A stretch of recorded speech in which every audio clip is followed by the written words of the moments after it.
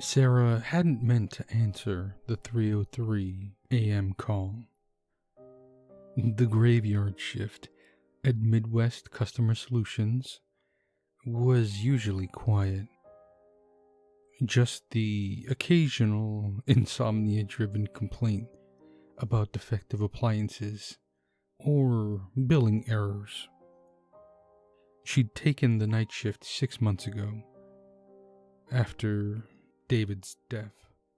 The late night hours helped her avoid the morning phone calls from well-meaning friends, their awkward condolences about her fiancé's sudden passing just weeks before their wedding.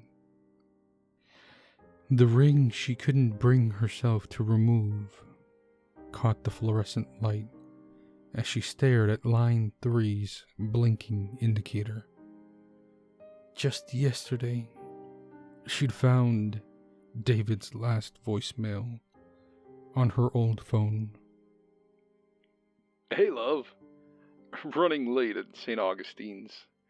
Had to help Father Michael with some paperwork for the ceremony. The old guy's intense about marriage vows. But I guess that's why everyone says his couples last forever, right? See you at home. She never saw him again. Later that night, she dreamt of David standing at their planned wedding altar, his ring glowing like a coal. Forever, he'd whispered, his voice layered with others, isn't long enough. She'd woken to find their wedding invitation charred at the edges, though she hadn't kept any in the apartment. Something stirred in her memory. An old story her grandmother used to tell about midnight phone calls from the dead. How they'd beg you to stay on the line just a little longer. Just a few more precious moments of connection. Sarah had dismissed those tales until that night after David's funeral, when her phone rang at midnight. She'd rushed to answer it, heart pounding, but there was only static. Her fingers moved before her brain could stop them. Thank you for calling MCS. This is Sarah. How may I assist you today? The line crackled. At first, she thought it was interference, but then she heard them. Two voices, barely above a whisper, speaking in perfect unison. The sound made her skin prickle, like ice forming on a window pane. My love. My eternal love. Sarah's chest tightened. The voices were tender, intimate, but wrong. Each syllable seemed stretched, distorted, as if the speakers were being slowly torn apart, even as they reached for each other.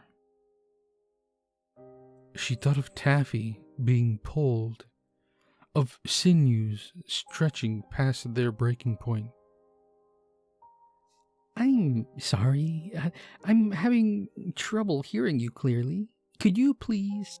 Forever and ever and ever and ever. And the whispers grew more urgent, more agonized. Sarah's hand trembled as she reached for the supervisor alert button. That's when she heard it. The third voice. It didn't come through the phone speakers, but seemed to resonate directly in her bones, ancient and terrible as the church bells at midnight. Enough. The line went dead, leaving behind the scent of burnt roses and copper. You answered it, didn't you? Marcus, the shift supervisor, stood in his cubicle doorway, his dark skin ashen in the fluorescent lighting. The 303 call. His hands were shaking as he clutched his coffee cup, and Sarah noticed old burn marks around his wrists, like someone had once bound him with rings of fire. Sarah nodded, still shaking. Oh, what was that? Marcus sat in the spare chair beside her desk, the plastic creaking under his weight. It started 3 months ago. Always the same time. Always line 3.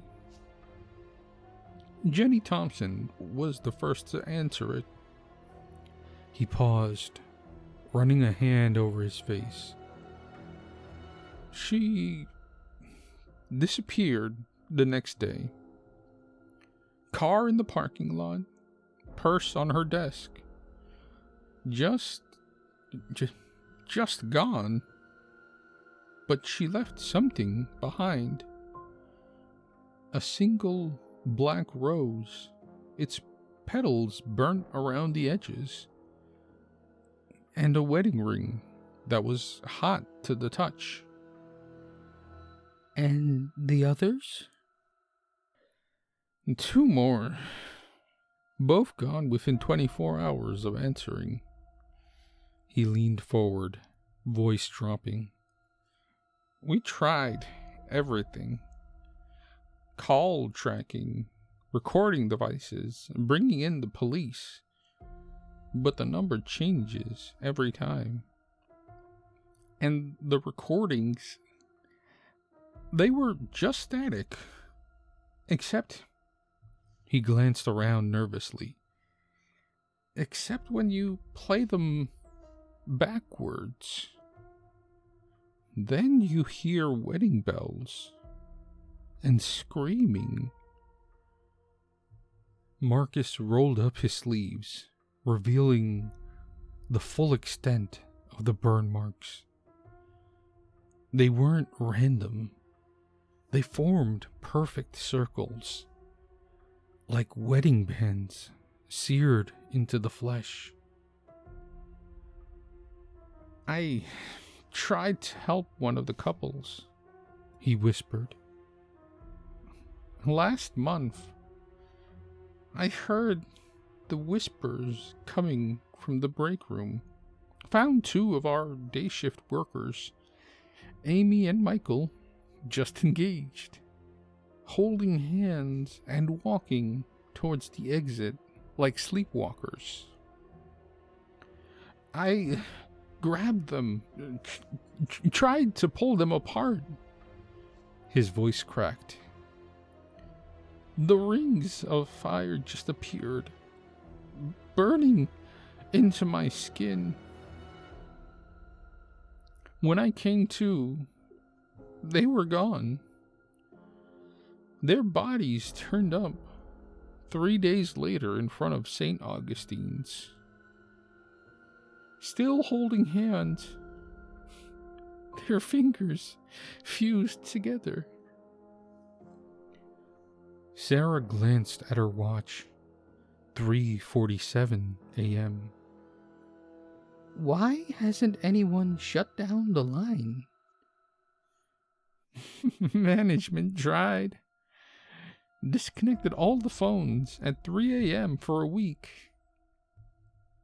Marcus's eyes darted to the ceiling cameras.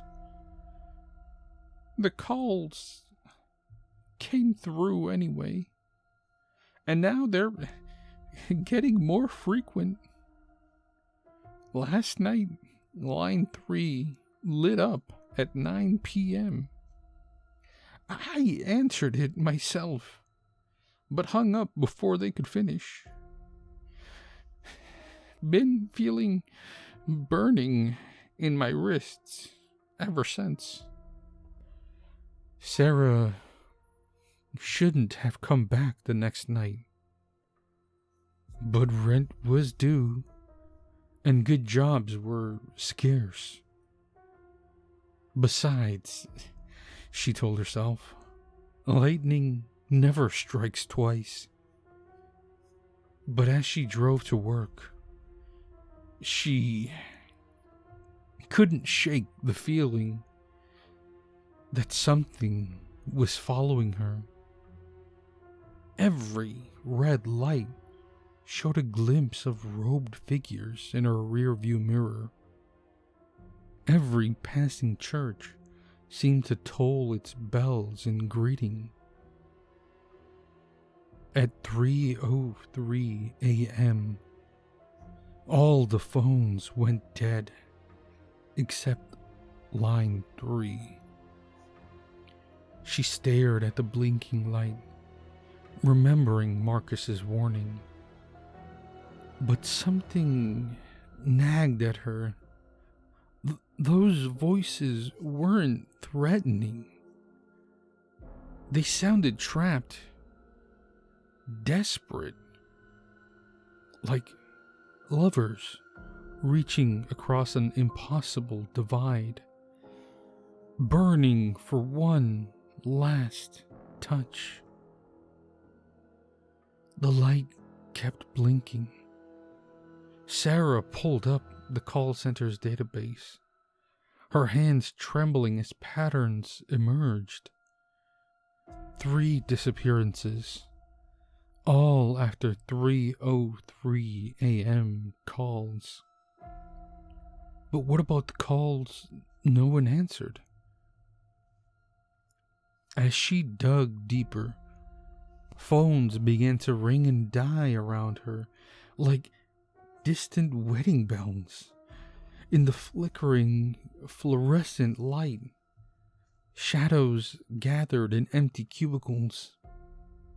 Couples locked in eternal embrace. Their faces turned toward her with hungry anticipation. And there, in the records from 6 months ago, a single call at 3:03 a.m. The night David disappeared, answered by Father Michael himself. Her blood ran cold. Every unanswered call corresponded with a missing persons report in the city. Not call center employees, random citizens.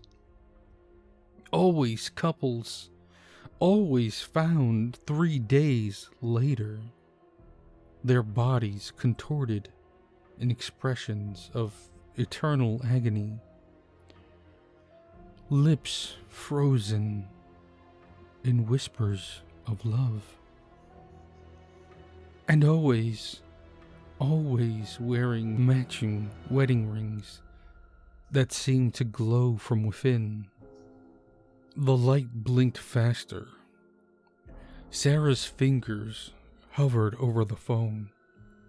If she was right, not answering could doom someone else. But answering... She thought of Marcus's burnt wrists, of Jenny's scorched rose, of her grandmother's warnings about midnight calls. she picked up. The whisper started immediately, more desperate than before. Heat radiated from the handset, and Sarah could smell burning plastic. Please, help us. Love trapped. Eternal. Burning. Sarah's heart raced. Who are you? What happened to you? Love. Promised. Forever. The voices cracked with pain. He made sure. Never part. The binding father. His ceremonies aflame. Who did this? The third voice boomed through the line, shaking the desk. The temperature in the room plummeted, and Sarah watched frost patterns form on her screen. Delicate swirls that looked like wedding bands. They were unfaithful. But this time, Sarah was ready. She'd routed the call through every tracking system they had, running multiple traces simultaneously. As the voice thundered, her computer pinged a location. St. Augustine's Cathedral, abandoned decades ago after a series of mysterious deaths. Once famous for its midnight wedding ceremonies, now a hollow shell of blackened stone on the edge of town. They sought to break their vows. The voice continued. Sarah recognized it now. The cadence of old sermon recordings of fire and brimstone preachers promising eternal damnation. I granted their wish for eternal love. By torturing them? Sarah's voice shook with anger. That's not love. Silence fell. Then slowly, the voice changed, became closer, more real. Sarah smelled incense and charred flesh. You dare question my authority? I who have bound more souls than any mortal priest. I who have ensured that till death do us part becomes not even in death. Sarah's screen flickered, showing security camera footage from St. Augustine's. Couples knelt before the altar, hands clasped, as a robed figure performed ceremonies that grew darker, more twisted through the years. The priest's prayers became curses. His blessing water became liquid fire. His rings became brands that seared flesh and soul together. You wish to understand? The voice was everywhere now, reverberating through the building's foundations. Then join my congregation. The fluorescent lights exploded. In the darkness, Sarah saw him, the binding father, his ceremonial robes writhing with shadows, his hands raised in benediction as flames danced between his fingers. Behind him, countless couples knelt in eternal embrace, their faces masks of loving agony. She ran. The night air hit her like a wall, but she didn't stop. Her car wouldn't start, the key burning her fingers when she touched it. So she ran toward St. Augustine's. She knew she should be running away, but David's last words echoed in her mind. "If anything ever happens to us," he told her once, "if you ever need to let go, I'd understand. Love shouldn't be a cage." Now those words pulled her forward like a beacon. Someone had to break this cycle, had to show that true love meant having the strength to release as well as hold on. The streets twisted strangely, every turn bringing her closer to the cathedral's looming spires. She could hear phones ringing in every house she passed, could see couples stirring in their sleep, drawn by the call of eternal love. In a second-floor window, she glimpsed Amy and Michael from the day shift, their hands already reaching for each other, their new engagement rings beginning to glow. Wait! She tried to shout, but her voice was drowned by the tolling of phantom wedding bells. The cathedral doors swung open at her touch. Inside, cool air rushed past her, carrying the scent of roses and ash. As her eyes adjusted, she saw them. Not just couples, but rings of salt and holy water on the floor. Remnants of someone's failed attempt to break the curse. Hope fluttered in her chest as she spotted an ancient book lying open near the altar, its pages filled with counter rituals and ceremonies of unbinding. But before she could reach it, the candles ignited with black flame. The air turned thick and hot, revealing horrors in waves. Couples frozen mid-embrace, their bodies fused like melted wax. Faces emerging from stone walls in eternal screams of ecstasy.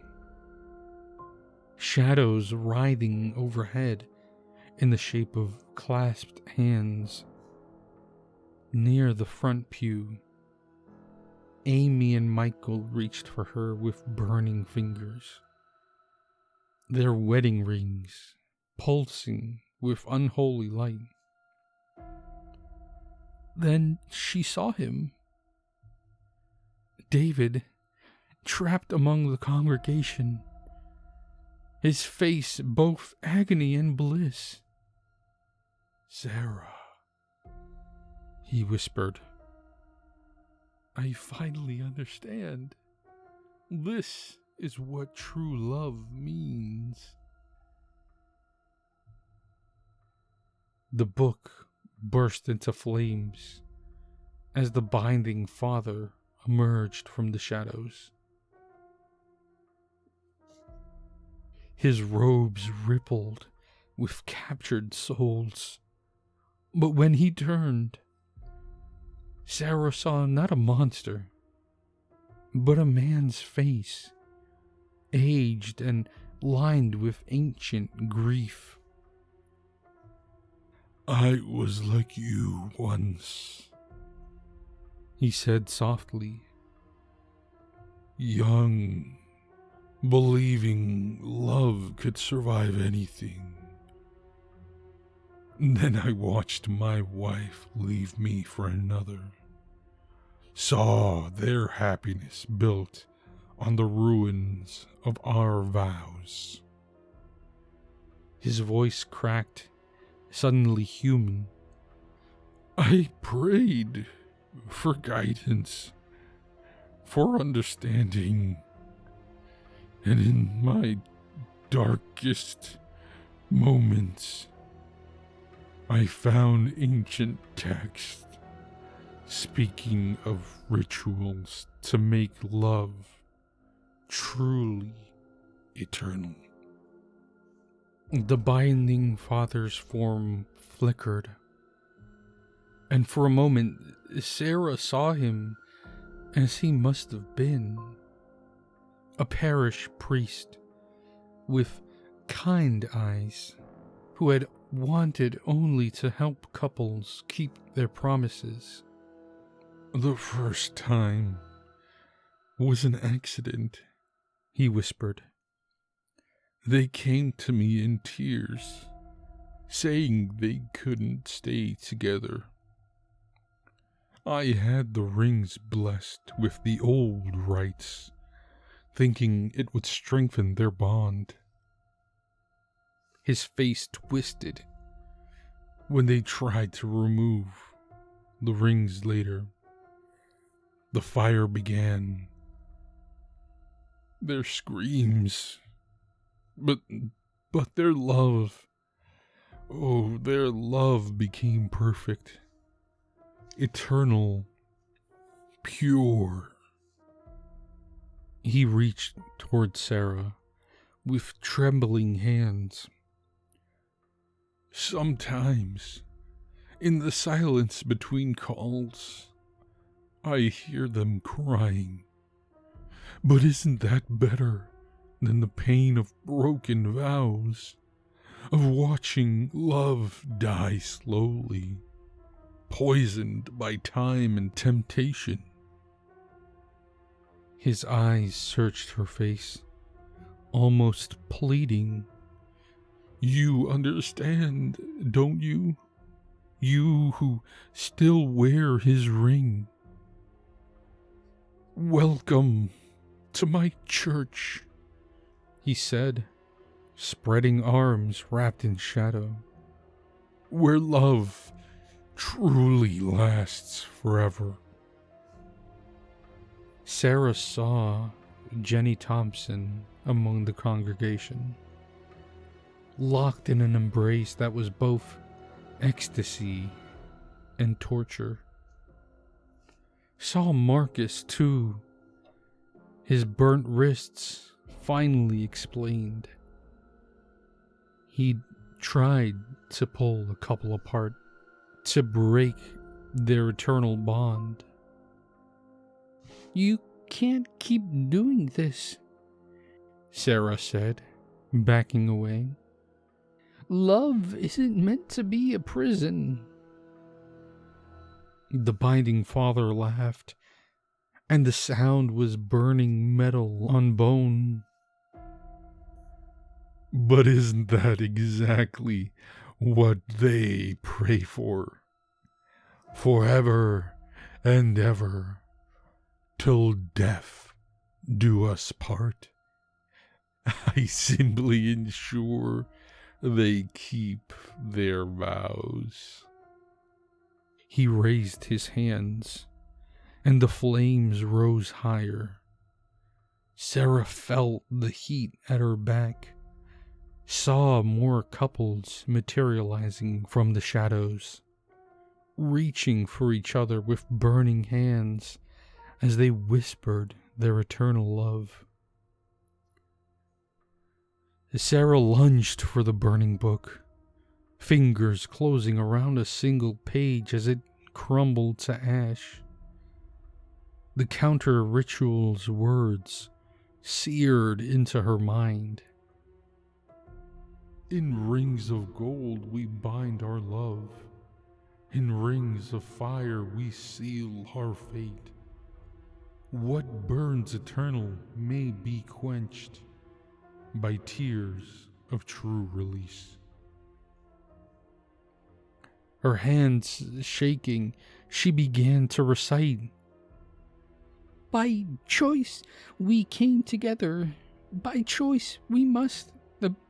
The words sparked on her tongue like electricity, and she saw the nearest couple's rings flicker, their eternal embraces loosening for just a moment. Amy and Michael's fingers began to separate, their faces showing the first hint of awareness she'd seen. But then, the binding father's scream of rage filled the cathedral. No! His form swelled, shadows writhing. They are mine. Their love is perfect. Yet, in his thundering voice, Sarah heard something else. Fear. Fear that his carefully constructed prison of perfect devotion might crumble if couples remembered they had a choice. She understood then. The rings could only be broken by willing surrender, by lovers choosing to let go. The binding father hadn't just trapped these couples in eternal devotion. He'd stripped them of love's most essential truth, the courage to set each other free. The heat rose around her as David reached out with burning hands. His face flickered between agony and ecstasy, and Sarah saw their whole relationship play across his features. Their first date, the proposal, the quiet moments that had made their love real. Join us, he pleaded. Complete our vows. Make our love eternal. The binding father's form wavered again, and for a moment she saw tears on his human face. Please, he whispered, don't make me watch another love die. But his hands were already rising, flames dancing between his fingers. Sarah looked into his eyes, seeing not the man she loved, but a puppet of twisted devotion. The ring on her finger grew hot, but she didn't remove it. Instead, she held his gaze and whispered, Real love means knowing when to let go. She slipped off her engagement ring and pressed it into his burning palm. For just a moment, the fire in his eyes dimmed, replaced by recognition and perhaps gratitude. She pulled out her phone, still connected to the call center system, and pressed record. If someone else answered the 303 call, they would hear her final message. The rings are his power, but they can only be broken by choice. Tell the couples to let go. Love isn't meant to burn forever. The binding father's scream of rage drowned her words as flames erupted from every wedding band in the cathedral. The last thing Sarah saw was David's face, something like recognition flickering in his burning eyes. The police found her car in the parking lot the next morning, engine still warm. On her desk, they found pages of research, stories of St. Augustine's Cathedral, of the binding father who disappeared after his ceremonies grew too dark, of ancient rites promising to bind souls for eternity. In her drawer, they found a single black rose and a wedding ring that no one could touch. Marcus stood in her empty cubicle, staring at her final notes. She'd been so close to understanding, to maybe even stopping it. The scars on his wrists burned as he reached for her phone, meaning to disconnect it. 3:03 p.m. Line 3 began to ring. He thought of Sarah's last message about willing surrender, about the courage to let go. His fingers trembled over the receiver as he remembered Amy and Michael. How, for just a moment, when he'd tried to pull them apart, he'd seen recognition in their eyes, seen their hands almost separate before the burning rings dragged them back together. 3 voices whispered in perfect harmony. My love, my eternal love, my love, my eternal love. Marcus picked up the phone. Sometimes, he said into the receiver, his voice steady, love means having the strength to say goodbye.